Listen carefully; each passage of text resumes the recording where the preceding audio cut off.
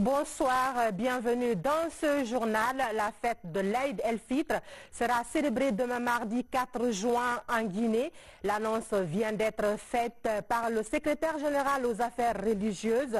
Un heureux au revoir au mois de Ramadan après 29 jours de pénitence, de pardon et surtout de prière. Les échos, ce sera dans ce journal. Et puis Gabriel Curtis, le ministre en charge des investissements privés et du partenariat public-privé, était ce lundi face à la presse. Il a mis en lumière les acquis, les défis et les perspectives de son département. Des risées modernes installées à Mandiana et à Senko, c'est le début de la matérialisation de l'initiative présidentielle qui envisage de minimiser la pénibilité des travaux champêtres dans toutes les zones de production. C'est tout pour les titres. Mesdames et messieurs, bonsoir. Merci de nous préférer pour vous informer. C'est officiel, le Ramadan se termine ce soir en Guinée. L'Aïd el-Fitr aura lieu demain mardi 4 juin sur toute l'étendue du territoire national. L'annonce vient d'être faite par Ali Jamal Bangoura, le secrétaire général aux affaires religieuses, que je vous invite d'ailleurs à suivre. Il est au micro de Aboubakar Diaby. Chers frères et sœurs en islam, chers compatriotes, assalamu alaikum wa rahmatullahi ta'ala wa barakatuh.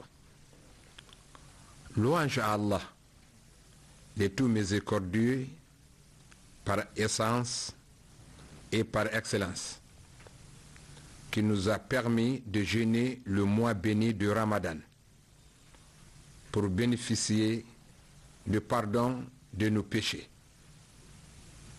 de son agrément et de sa miséricorde.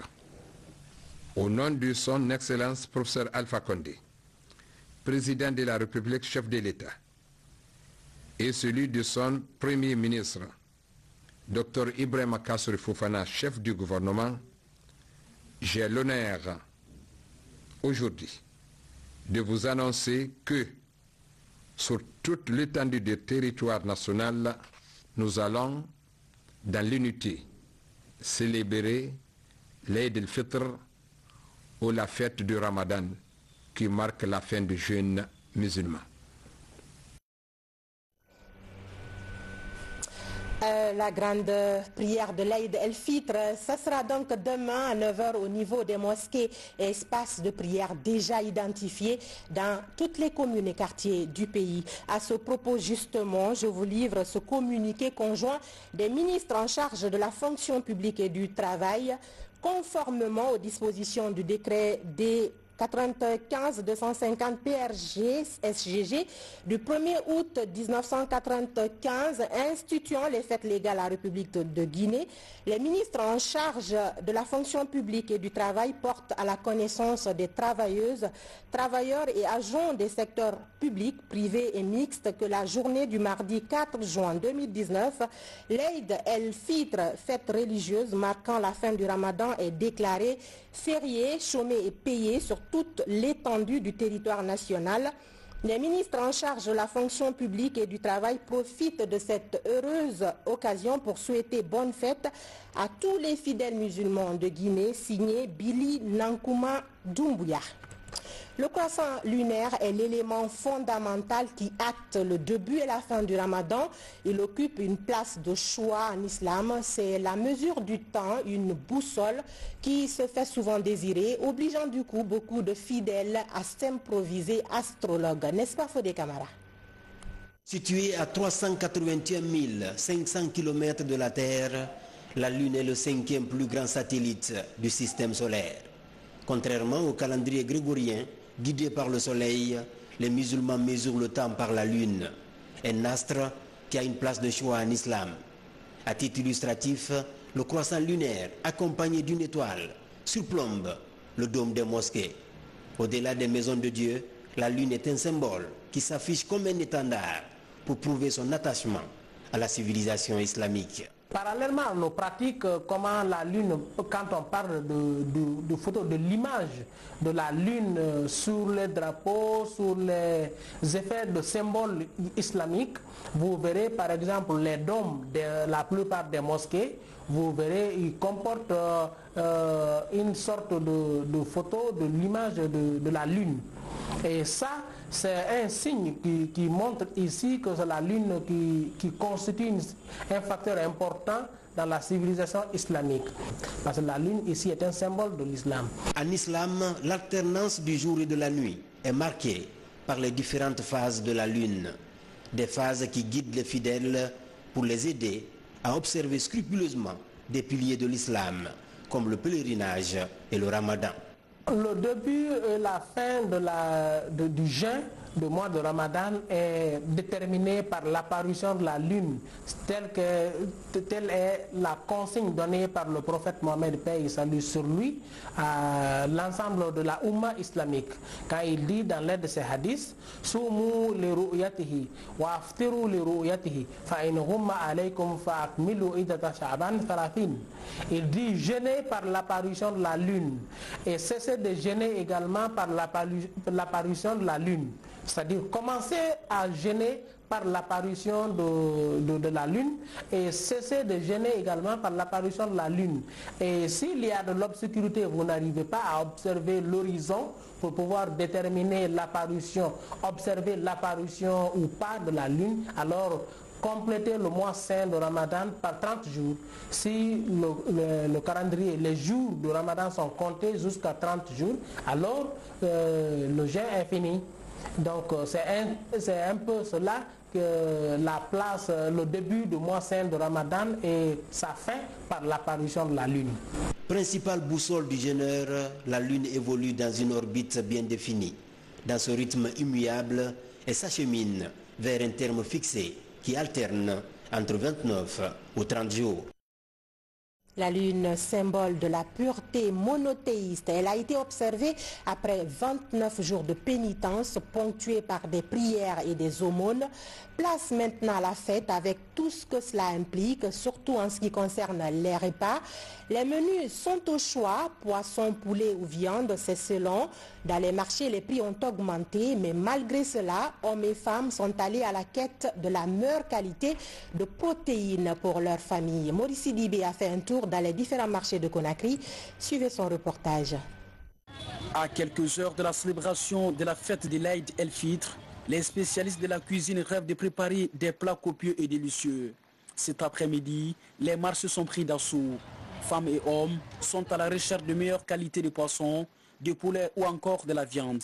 Votre femme, par exemple, si elle prépare non seulement la sauce, simplement, sans poisson, est-ce que vous pouvez manger comme ça?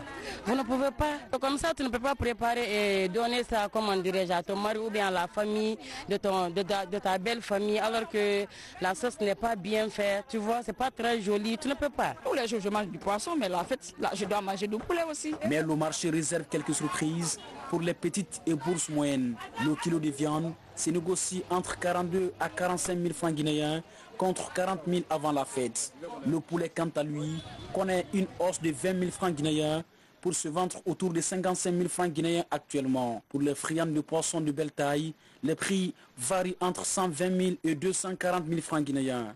Des augmentations rendues fantaisistes par la fièvre de la fête. Quand j'ai demandé le poulet, on me dit que ça, on me dit 1 à 55 000. Je lui ai dit 55 000, il me dit qu'il me laisse à 50 000. Je dis non, je ne sais pas 50 000. Quand c'est pas le mois de carême, je pense qu'ils vendent ça à 35 000, 30 000 comme ça.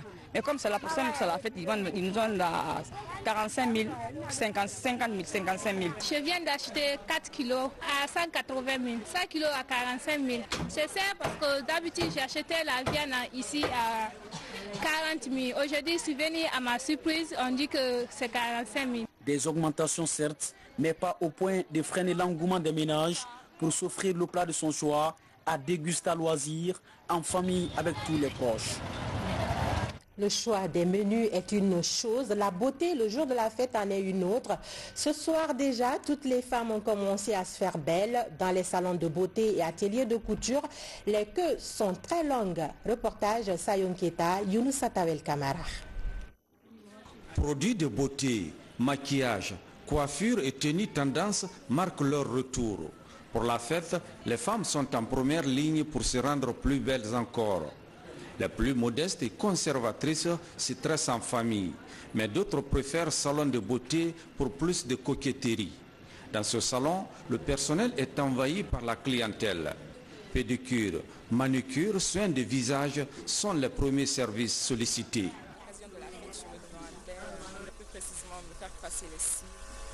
Il est de coutume de se rendre belle pendant les fêtes et tout, donc c'est un peu normal chez les filles. Donc, si le temps me permet, vu qu'il y a beaucoup de monde et tout, donc j'aimerais faire plus, mais avec le monde, ouais, ça sera un peu difficile, mais on va voir. Ouais, pour le moment, le but c'est de faire les cils et les ongles. Et s'il y a un peu plus de chance, pédicure, soin de visage, ça ira bien. Dans cet autre salon de coiffure, le naturel est à la cote. Cette année, les cheveux naturels sont préférés aux mèches. Les raisons de ce revirement sont multiples. La tendance par rapport à toutes les coiffures, c'est les vanilles. C'est les vanilles, pourquoi? Parce que ça a l'air plus naturel, c'est plus joli et en plus de ça, ça donne plus de volume quand on tresse. Donc ça fait que ça plaît à tout le monde. On peut partir avec au bureau, en boîte de nuit, saluer à une cérémonie. C'est une coiffure qu'on peut arborer n'importe où. Et c'est très beau. Donc ça fait que la plupart des dames aujourd'hui ont banni le défrisage. Elles ont banni les tissages et toutes les coiffures qui pouvaient agresser leur cuir chevelu et elles ont opté pour le naturel. Côté couture, l'heure est à la récupération des tenues de fête. Le maître et ses apprentis se perdent entre les nombreux pagnes, wax et de soie. Une course contre la montre pour garder la crédibilité et la confiance des clientèles toujours exigeantes. Je n'ai pas pris assez de habits parce que pour ne pas faire le faux rendez-vous avec les gens, et puis tout juste ce qu'ils peuvent prendre. Pour satisfaire les clients, puis ils finissent de faire les rendez-vous. Comme il y a actuellement la tendance là, c'est les soirs avec les wax qui sont à la mode. Donc les gens portent le soir pour aller à la prière. Après la prière, mais les gars postent les vax. Donc c'est ça qu'on est en train de faire. Donc il finit les habits, il finit tous mes rendez-vous. Mes apprentis et mes antennes coûtent les habits actuellement. C'est ça qui est, c'est pour ça qu'on est venu. Je suis vraiment satisfaite, c'est un bon tailleur et mon habit, j'ai vraiment adoré la couture. L'engouement sur fond de stress est de taille chez les femmes. Pour chacune d'elles, une belle fête rime avec une belle présentation physique. Nous sommes à quelques heures de la fête de Ramadan. De leur côté, les services de sécurité sont en train de prendre toutes les dispositions pour éviter les accidents et autres désagréments dans la circulation. Tous les lieux de prière et points critiques seront largement sécurisés. Toutefois, les citoyens sont appelés à plus de responsabilité dans la circulation. Reportage Alphaïsia Gaba. Éviter les accidents et assurer la fluidité de la circulation pendant et après la fête de Ramadan est le nouveau pari de la police nationale. Un plan de supervision et de contrôle est mis en place. Il consiste à sécuriser les différents lieux de prière ainsi que les itinéraires les plus critiques de la capitale. Les exactions et autres mauvais comportements de la circulation routière seront surveillés à la loupe. Il y a non seulement la sécurisation des itinéraires, mais aussi la sécurisation des lieux de prière. Le plan ne vise pas à travailler directement avec les usagers, mais ce plan vise à superviser l'activité que les policiers eux-mêmes mènent sur le terrain, pour éviter quoi? Des exactions sur les citoyens. Mieux, les agents des compagnies mobiles d'intervention et de sécurité et de la direction centrale de la police judiciaire vont travailler aux côtés de ceux de la police routière pour renforcer les dispositifs sur quelques points stratégiques identifiés. Quant à la consommation de l'alcool et les mineurs au volant, la police est ferme. Si jamais la police intercepte un mineur au volant, il va être traité avec tolérance zéro. Ceci n'est pas dans le cadre d'une enquête d'initiative ou bien d'un contrôle d'initiative, c'est une infraction prévue et punie par la loi que la police ne sera jamais tolérée.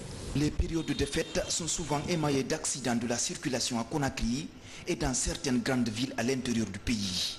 Les populations sont donc invitées à la prudence et au respect du civisme.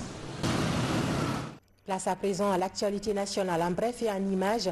Une actualité commentée pour vous ce soir par Aboubakar Diaby.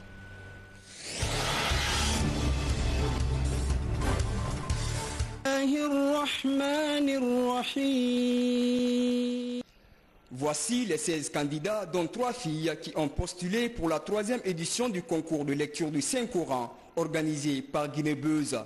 Le thème de cette année, l'islam au service de l'éducation civique. L'idée est d'inciter la nouvelle génération à la culture de la citoyenneté, au civisme, mais aussi à faire la promotion de l'islam dans notre pays. S'il y a l'incivisme, il y a la non-citoyenneté, il y a plein de choses, c'est parce qu'à la base, il y a un manque d'éducation. En tout cas, et ce manque d'éducation, c'est lié aussi à comment les gens s'empruntent de leur religion. S'ils la pratiquent réellement comme il faut, je pense que ça va corriger la société.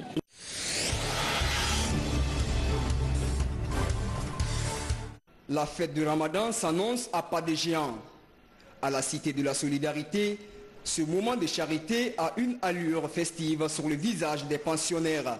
Ils sont plus de 700 nécessiteux à recevoir les vivres de Manivolaï. Le geste est composé du poulet frais et du riz du pays. Un cadeau issu de la production locale pour redonner le sourire aux pensionnaires le jour de la fête du Ramadan. Tout un chacun peut faire quelque chose. Même avec un minimum, on peut redonner le sourire à nos frères, à nos sœurs qui n'ont pas la possibilité, qui n'ont pas la capacité de se trouver empoulés le jour de la fête.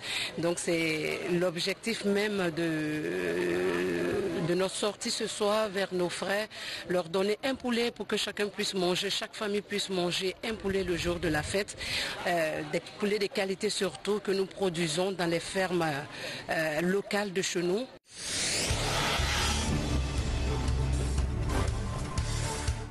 En cette fin de Ramadan, les anciens stagiaires, étudiants et élèves guinéens au Maroc, réunis au sein de la Ségim, viennent en appui aux orphelinats de la capitale avec des dons de vivres. Une action précédée d'une rupture collective qui a réuni ces anciens étudiants guinéens au royaume chérifien, aujourd'hui présents dans tous les secteurs d'activité et qui contribuent au développement de la Guinée. C'est devenu une coutume parce que chaque année, lors du mois de Ramadan, on organise cette rencontre. C'est une rencontre à travers laquelle les gens se retrouvent, qui se sont perdus de vue aussi longtemps. Et cette fois-ci, on veut faire un plus. À part la rupture collective, une action caritative qui consiste à faire des dons au niveau des orphelinats.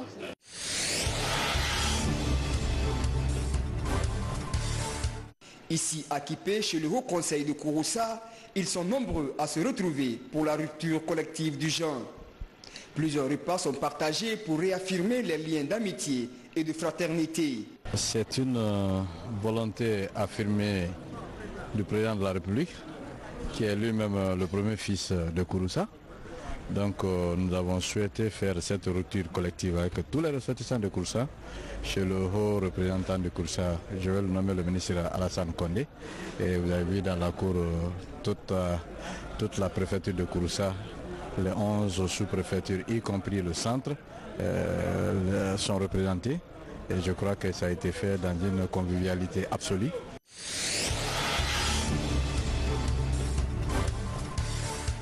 Avec sa capacité d'accueil intérieur de 12 500 fidèles, la grande mosquée Faisal est l'un des plus grands lieux de culte musulmans en Afrique de l'Ouest.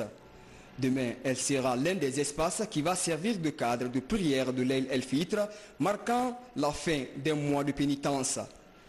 Balai en main, les actrices de la coalition des jeunes femmes cadres pour la paix ont décidé d'assainir ce lieu et contribuer à leur manière à la réussite de la fête. Il est bien de faire du bien, mais aussi pendant ce mois, il faut doubler, il faut faire du bien, il faut aider les gens, il faut faire tout ce que tu peux pour te rapprocher de Dieu, pour aller aussi vers les gens qui travaillent pour le pays, pour la nation. Donc il faut conjuguer les efforts, il faut unir. Donc nous profitons de l'occasion pour venir vraiment nous sacrifier, assainir les lieux pour que nos frères, nos pères, nos mamans viennent faire la prière dans une propriété totale, quoi. Ce mois aura été marqué par beaucoup de solidarité, mais aussi par le passage de certains enfants du statut d'adolescent à celui d'imama. Sont-ils autorisés à diriger les prières obligatoires et surrogatoires? Nos reporters Fatimatou Diallo et Lancé Kamisoko ont sillonné quelques mosquées de Conakry pour tenter de trouver des éléments de réponse. Suivi.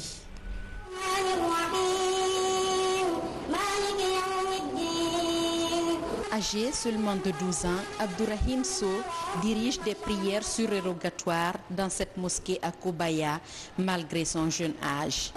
Ce jeune prodige récite à la perfection les paroles sacrées. Originaire de Télémélé, Rahim a maîtrisé le Coran depuis ses 5 ans. Il a pu mémoriser le Coran à l'âge de 3 ans, bismillah, par la grâce d'Allah. Et il a eu à participer à plusieurs concours nationaux ici en Guinée. En ce qui concerne cette année, cette édition, qui est 38e édition de mémorisation du Saint-Coran national. Et il a présenté le Coran tout entier, bismillah ta'ala, il a été aussi 3e, c'est-à-dire 2e ex-aequo. À l'image d'Abdourahim, beaucoup d'autres jeunes garçons dirigent les prières surérogatoires pendant ce mois de Ramadan, aujourd'hui dans des mosquées de la capitale. Leur voix fluette et captivante passe bien auprès des fidèles. Cette démonstration les prépare à de grandes responsabilités dans la pratique de l'islam. Puisque nous savons qu'en ce moment, les gens sont prêts avec les foi sont attachés vers Allah subhanahu wa ta'ala. C'est pourquoi nous envoyons ces enfants-là, pour que les autres parents voient ces enfants-là en train de faire prier, ils vont savoir que ce n'est pas un mystère, c'est une éducation. Donc pour eux, à leur tour, ils vont encore prendre cette décision pour prendre leurs enfants et les envoyer dans le centre de formation, Inch'Allah, pour qu'ils soient comme les enfants là. Selon les islamologues, le prophète, paix et salut sur lui, avait toujours fait des adolescents l'étendard de la foi islamique.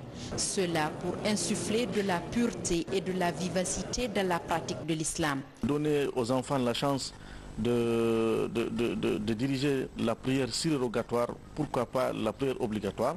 Cette question est une question où il y a eu divergence entre les ulémas de l'islam. Il y a parmi eux qui disent qu'il est permis aux jeunes enfants de diriger les prières obligatoires et les prières surrogatoires. Une autre partie dit non, il n'est permis aux enfants adolescents, il ne leur est permis de diriger que la prière surrogatoire seulement.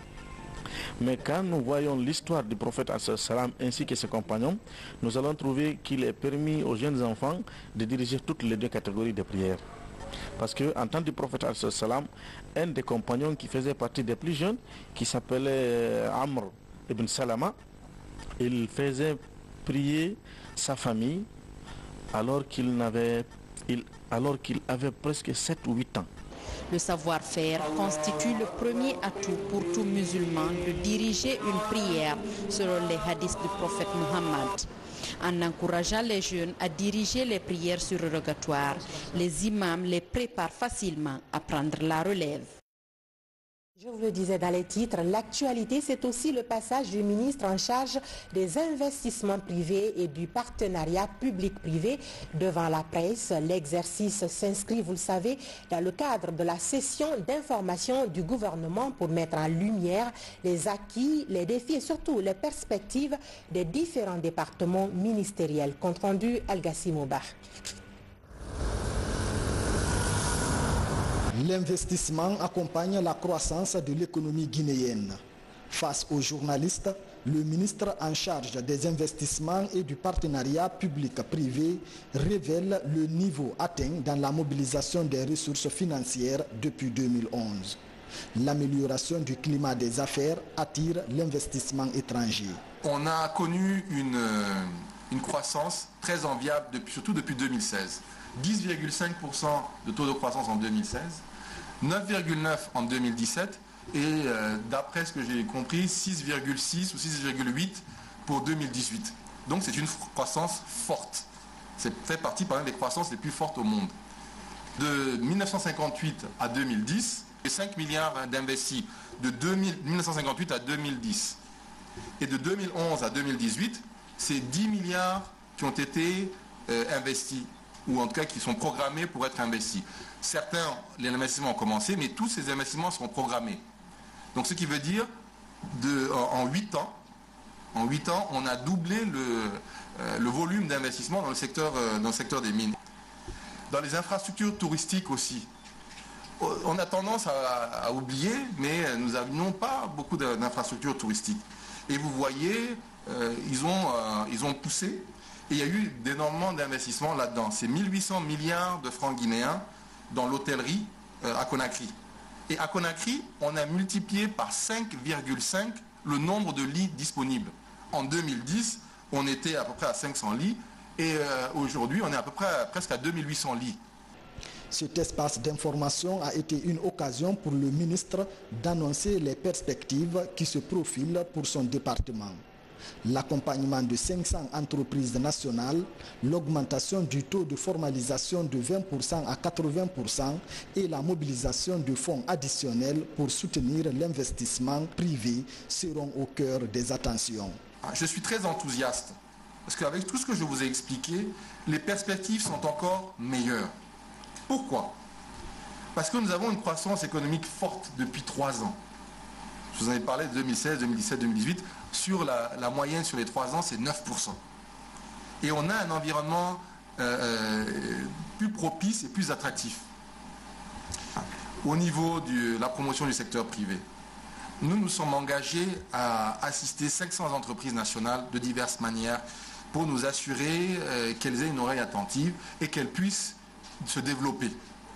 Cette 17e conférence hebdomadaire d'un membre du gouvernement a permis d'éclairer sur les réalités des investissements et partenariats publics-privés dans le pays.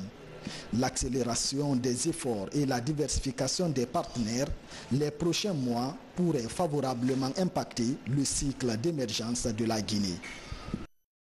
Du côté de la primature, le Premier ministre Dr Ibrahima Kassori Fofana a reçu un groupe d'entrepreneurs guinéens. Ces jeunes baptisés accélérateurs évoluent dans divers secteurs d'activité. Ils sont allés rendre compte au Premier ministre du contenu du rapport qui consacre 1 an de leur activité. Ousmane Bangoura. C'est une équipe baptisée les accélérateurs. L'initiative est de l'APUP Guinée en collaboration avec le ministère des Investissements publics-privés. L'équipe est composée d'entrepreneurs guinéens qui évoluent dans divers secteurs d'activité. Nous étions venus rencontrer le Premier ministre pour faire une revue de ce qui a déjà été fait, des problèmes qui ne sont pas encore résolus et des solutions que nous espérons par rapport à ces problèmes. Ces accélérateurs devant servir d'exemple, de promotion, de soutien de l'État à son secteur privé, d'exemple de développement, de croissance par rapport à un accompagnement de l'État. Pour le Premier ministre, l'entrepreneuriat jeune constitue le moteur d'une croissance inclusive et durable en Guinée. C'est pourquoi nous allons vous suivre avec intérêt parce qu'il est de la politique du président de créer à l'instar du Nigeria des champions guinéens. Et nous avons voulu commencer bas parce qu'on pourrait commencer au sommet pour collecter quelques champions déjà de réussis et puis les booster pour en faire des géants. Mais nous avons voulu, dans une approche intelligente, suggérée par M. le ministre des PPP, à l'époque, directeur de la PIP, commencer à la base. Et je pense que c'est tout à son honneur. C'est une approche qui se révèle pertinente. L'édition de 2018 a suscité un engouement fort. Ainsi, 129 entreprises guinéennes ont manifesté leur intérêt pour le programme. Au terme d'une compétition, 11 lauréats ont été retenus dans divers secteurs d'activité, tels que l'industrie, le transport et logistique, la restauration, l'informatique et l'agrobusiness. Initiative présidentielle, les rizeries modernes de Mandiana et Senko installées, c'est une initiative du président de la République pour minimiser la pénibilité des travaux champêtres dans les zones de production. Ibrahima Keita nous amène à la découverte de ces rizeries modernes. Suivez. Dans l'optique de faire de l'agriculture le fer de lance de l'économie du pays, le président de la République, le professeur Alpha Condé, a initié d'importants projets d'appui au secteur. C'est dans cette lancée qu'une trentaine de rizeries a été importée par le président de la République pour faire face à la pénibilité des producteurs. Aujourd'hui, plusieurs usines sont installées dans certaines zones de production, comme ici à Mandiana, une préfecture qui se distingue par l'étendue des plaines de production. Koundian en est une illustration. Ici, 1000 hectares de plaine sont aménagés et valorisés sur initiative du chef de l'État. Dans ce domaine aménagé, des milliers de tonnes de riz sont attendues à la récolte, cela au moins 2 fois par an. Ce qui justifie d'ailleurs l'implantation de cette rizerie ici à Mandiana. Il y a 2, 3, 4 il y a riz pari là-bas en Pakaï. Il y en a. Ils m'ont dit de demander le prix, j'ai demandé le prix et j'ai dit ça au propriétaire de l'usine, mais il ne nous a pas répondu, sinon pas dit là. À l'image des rizeries de Sigiri et de Mandiana, celle de Senko dans la préfecture de Bela a une capacité de transformation de 18 tonnes de riz paddy en riz net par jour. Des infrastructures qui possèdent des laboratoires, des bureaux et des magasins de stockage de riz paddy et de riz net. À Gela, dans Sigiri, Mandiana ou à Senko dans la préfecture de Bela, ces usines sont dotées de groupes électrogènes de 500 kVA. Dans les zones de production où ces usines sont installées, les paysans gardent encore des dizaines de tonnes de riz paddy par manque de moyens. Nous sommes à 100% producteurs et nous produisons le riz ici suffisamment. Souvent, nos pré-récoltes sont pourries dans nos mains, ou bien nous sommes obligés à vendre moins cher aux commerçants. Certes, avec l'arrivée de l'usine là, ça va vraiment nous éloigner à ce mal-là. Après l'implantation de cette usine, nous allons mieux nous investir pour nourrir Senko en particulier et la Guinée en général. Ici, nos produits sont vendus partout dans le pays. Inch'Allah, avec cette usine, nous allons faire plus pour prouver au président que nous sommes satisfaits de ce geste. Avec une population de 80 248 habitants pour 80% de paysans, la sous-préfecture de Senko est une zone rizicole par excellence. Cette autre initiative du président de la République, le professeur Alpha Condé, est perçue par les bénéficiaires comme un cadeau qui vient mettre fin à leur calvaire qui n'avait que trop duré. Un débat citoyen en vue d'un référendum sur la nouvelle constitution en Guinée. C'est le souhait de l'Alliance pour une nouvelle constitution, ANC. Face à la presse, les membres de cette alliance condamnent les propos malveillants tenus par certains mouvements et fustigent les comportements visant à restreindre la liberté d'expression d'un citoyen sur ce débat. Abdul Karim Kamara. Le débat anime les coins de rue et la passion gagne les débatteurs. Sur l'opportunité ou non d'une nouvelle constitution, ces jeunes activistes, eux, ont fait leur choix. Réunis au sein de l'Alliance pour une nouvelle constitution ANC, ils se prononcent ouvertement pour le renouveau. L'Alliance condamne les propos belliqueux entre acteurs et invite à un débat démocratique qui devrait déboucher sur une consultation populaire. Tous les citoyens guinéens le savent que notre constitution n'a pas été référendaire. Ils le savent aussi qu'il y a des incohérences et beaucoup d'incohérences. Vu que la tendance sociopolitique envisage à proposer un projet de nouvelle constitution au peuple guinéen, eh bien nous disons, nous sommes très favorables à cela. Nous avons besoin aussi que nos institutions soient modernisées. Nous avons besoin de garantir l'avenir des générations présentes et futures. Et nous pensons que c'est à travers cette constitution que nous pourrons réellement atteindre ces objectifs. Pour arriver à ces fins, l'ANC projette la sensibilisation pour des échanges fructueux et constructifs. C'est une confrontation d'idées, une confrontation d'arguments. Pourquoi nous souhaitons une nouvelle constitution? Nous allons donner ces arguments au peuple de Guinée. Maintenant, ceux qui sont contre aussi le changement de la constitution nous diront pourquoi ils veulent maintenir la nouvelle constitution. C'est ce genre de débat que nous voudrons instaurer. Tous les problèmes que la Guinée a actuellement, c'est vis-à-vis du non-respect de la constitution. C'est le non-respect de la loi qui envoie tous les problèmes. Cela ne se limite pas à un troisième mandat de quelqu'un, mais nous on ne fait pas ici la campagne pour un troisième mandat. On fait la campagne pour une nouvelle constitution. L'ANC se présente comme une force politique composée de représentants de partis politiques et de syndicats. Cette nouvelle alliance soutient que la constitution de 2010 n'est plus en phase avec les réalités guinéennes du moment. C'est tout pour ce soir. Merci d'avoir suivi ce journal. Je vous souhaite à tous une très bonne fête de Ramadan. Je vous retrouve demain à partir de 20h30. Bonsoir chez vous.